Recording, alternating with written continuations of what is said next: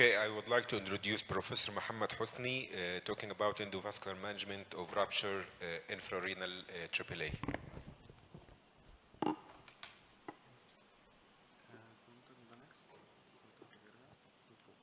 Dr. Nasser, are we 2 speakers short this session? Yes. So we can be lenient with time for our speakers. So we have some more time. So you have a few more minutes.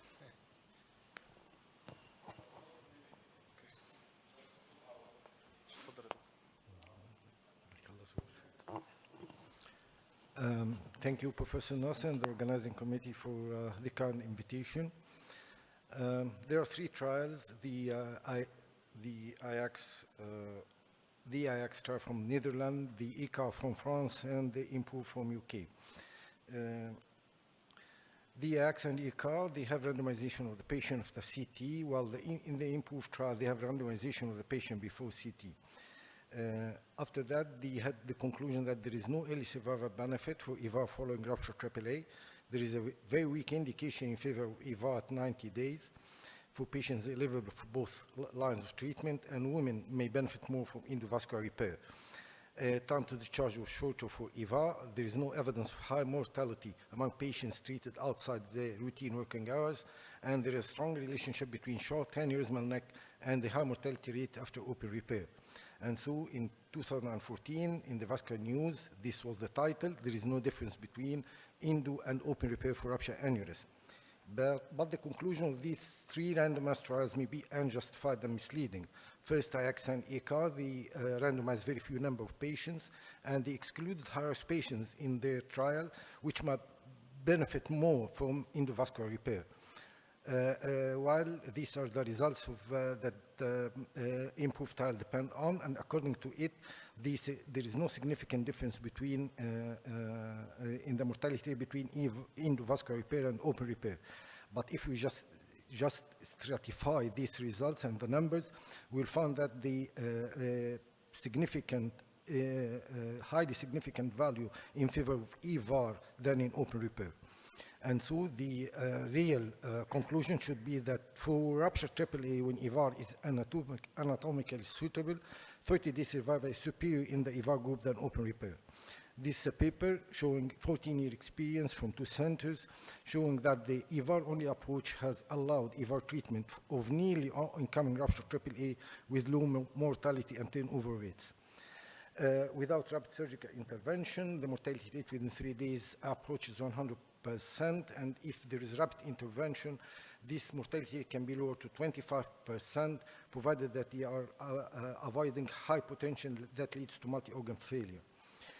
Our juniors should suggest or suspect the presence of rupture AAA in patients known to have a AAA and presenting with abdominal and back pain, hypotension, collapse, pulsatile abdominal mass, pain radiating to the legs. And in this case, you should ask for a senior vascular surgeon within 30 minutes. It's important to maintain the systolic blood pressure between 70 and 90 millimeter mercury with a cautious crystalloid and maybe blood products. If the patient hasn't had a definitive diagnosis and the blood pressure is maintained above 70 millimeter mercury, CT angiography is indicated, while if the patient is unstable, rapid ultrasound will be the tool to be chosen. When you are looking to the CT scan, look to the neck, costal proximal neck, it is the, that could have different challenges, but iliac anatomy is really a contraindication for endovascular repair. We should have an anesthetist who is available 24/7, and I think this is the time to ask for a specialized anesthetist for vascular surgery. Be prepared with femoral and axillary access. There should be a way of transfer and centralization. There should be a trained clinician. The case should be discussed on a multidisciplinary team, and you had on shelf a stock like an aortic balloons and aortic grafts and chimneys.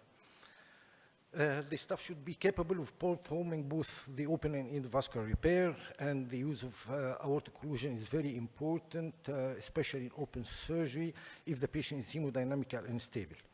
In this paper that had been said in the Vascular annual meeting and analysis of the Medicare database, that showed that with low experienced surgeon, the mortality rate reaches up 50%, while it's half in high experienced surgeons.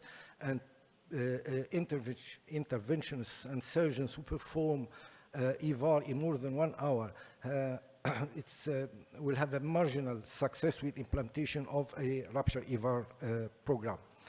The decision to put an aortic occlusion balloon catheter is dependent upon the severity of shock and the presence and the extent of the retroperitoneal hematoma.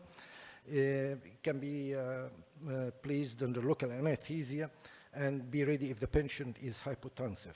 This is a cat that should include long sheaths to support the balloon, a compliant balloon, stiff wire, long stiff wire, and 50 centimeter syringe with a contrast saline mix 1:1.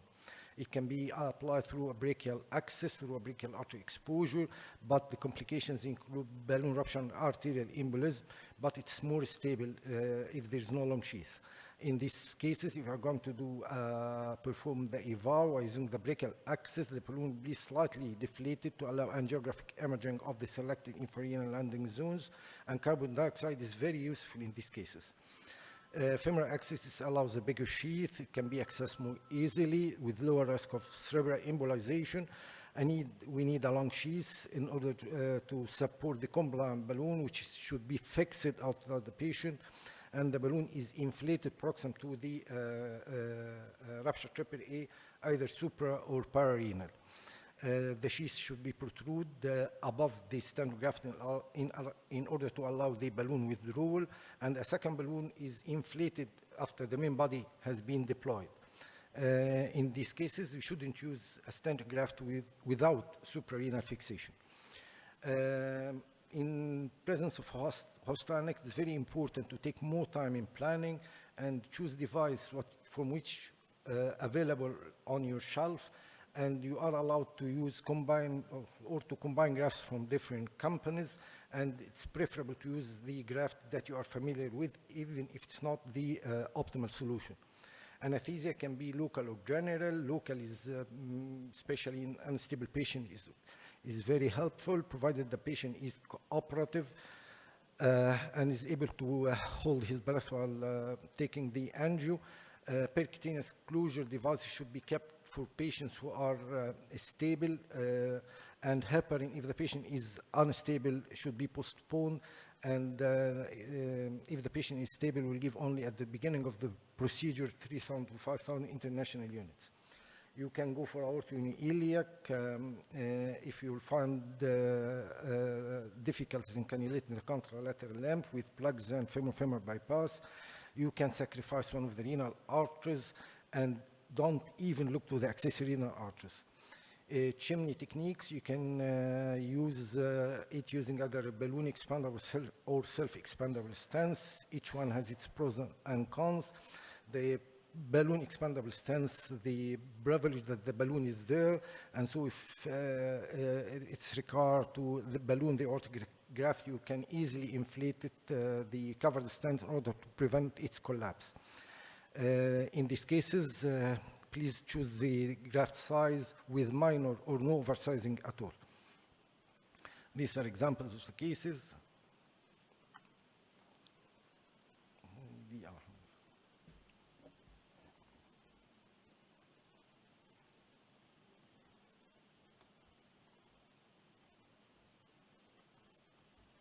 In rupture AAA, طبعا endoleak shouldn't be accepted at all. You should fix it by whatever mean you can.